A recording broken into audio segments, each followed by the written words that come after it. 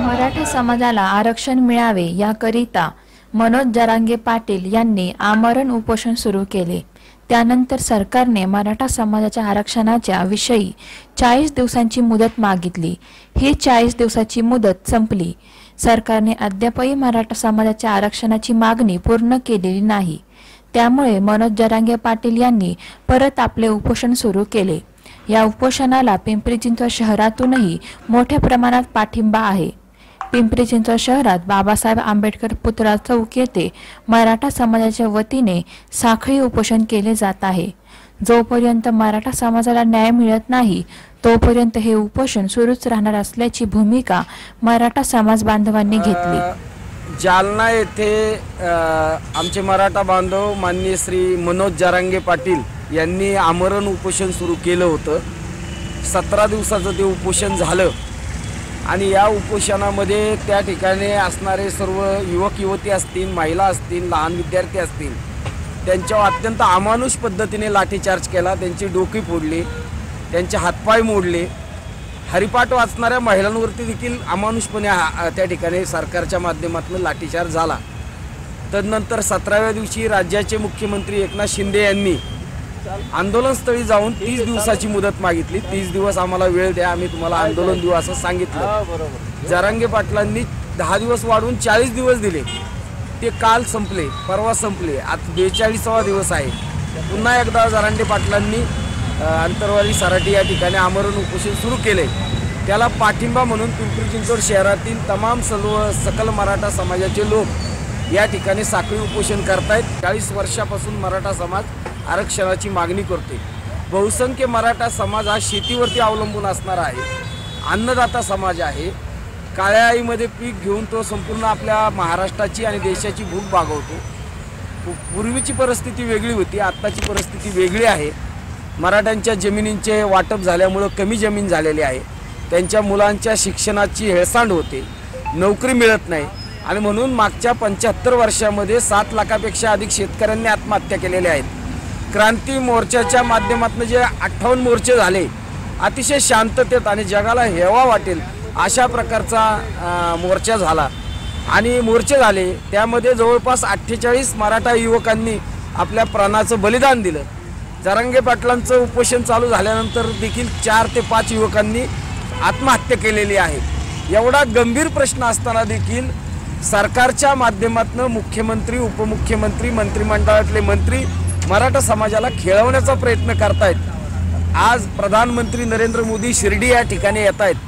खरं तर EWSचं आरक्षण घटनात्मक दुरुस्ती करून 4 दिवसामध्ये देण्यात आलं, कुणी मागणी केलेली नसताना।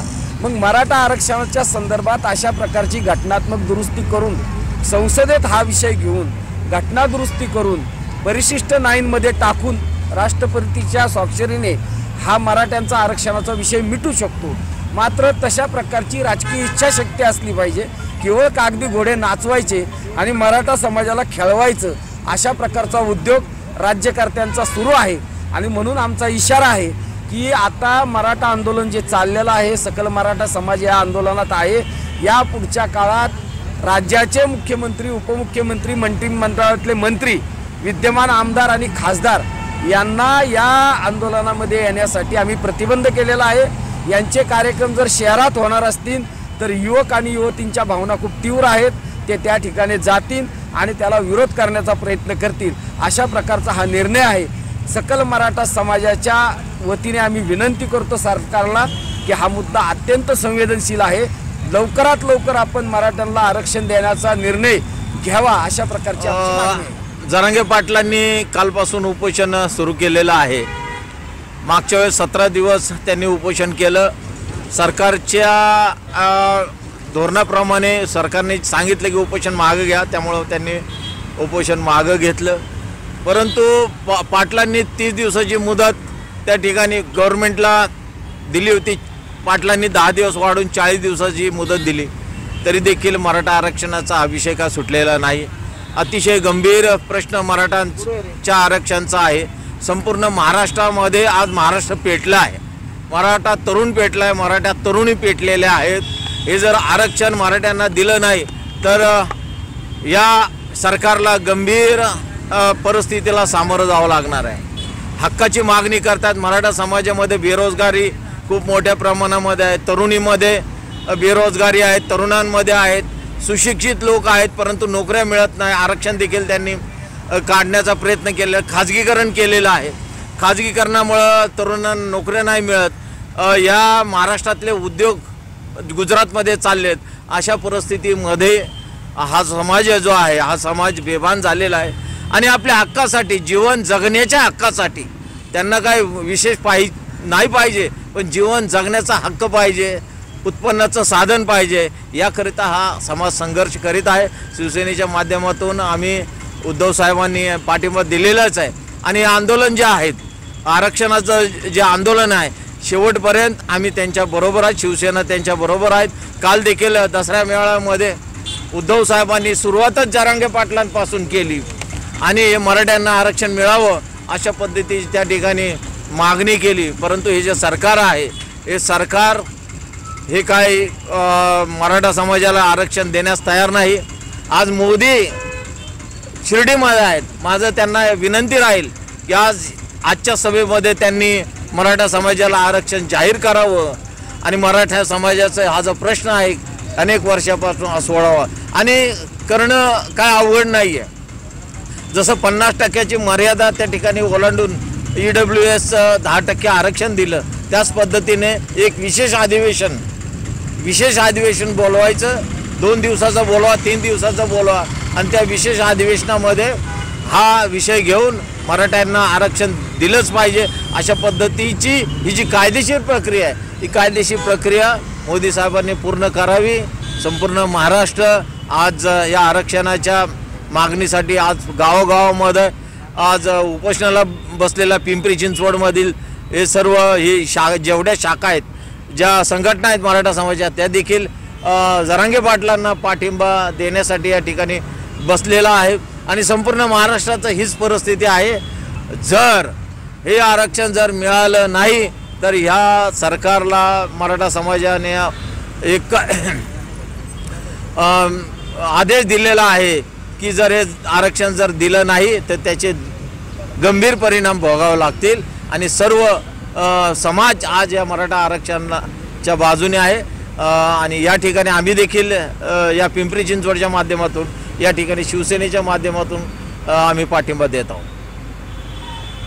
मागच्यासाठी किती दिवस आपण हे आंदोलन सुरू ठेवणार आहात इथे शहरात? माननीय श्री मनोज जरांगे पाटील यांनी कालपासून आमरण उपोषण सुरू केलेलं आहे आणि या आंदोलनाला पाठिंबा म्हणून गावागावात आणि शहरात अशा प्रकारची आंदोलने सुरू आहेत।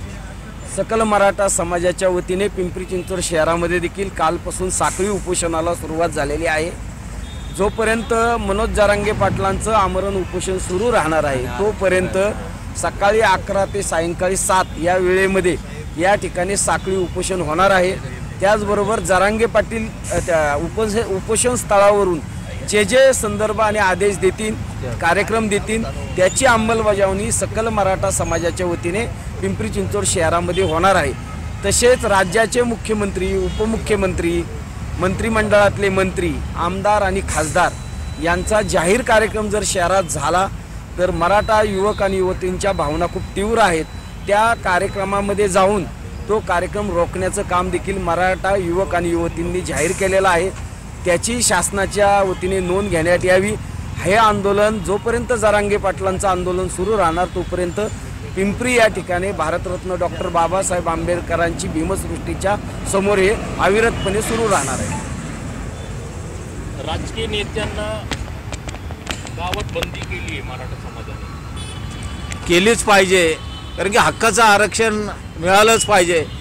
आज तुम्ही पाहिलं असाल 1.5-2 वर्षापासून हा जो महाराष्ट्राचा कारभार कशा पद्धतीत चालू आहे आणि आठवड्यातून 3 दिवस दिल्लीलाच असतात, मुख्यमंत्री दिल्लीला असतात, उपमुख्यमंत्री दिल्लीला असतात आणि मंत्रिमंडळाचा विस्तार कसा करावा याच्या विवंचनेमध्ये असतात. ते कुणाला मंत्री करावं, कसं मंत्री करावं, कोण नाराज होणार, कोण नाराज. आणि मराठा आरक्षणाचा हा जो तीव्र प्रश्न आहे याच्याकडे संपूर्ण महाराष्ट्र शासनाचं दुर्लक्ष आहे.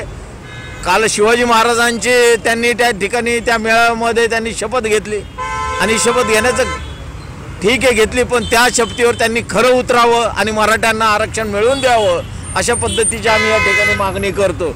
जर त्यांनी शिवाजी महाराजांच्या पुतळ्यासमोर शपथ घेऊन बेईमानी केली तर महाराष्ट्र त्यांना माफ करणार नाही.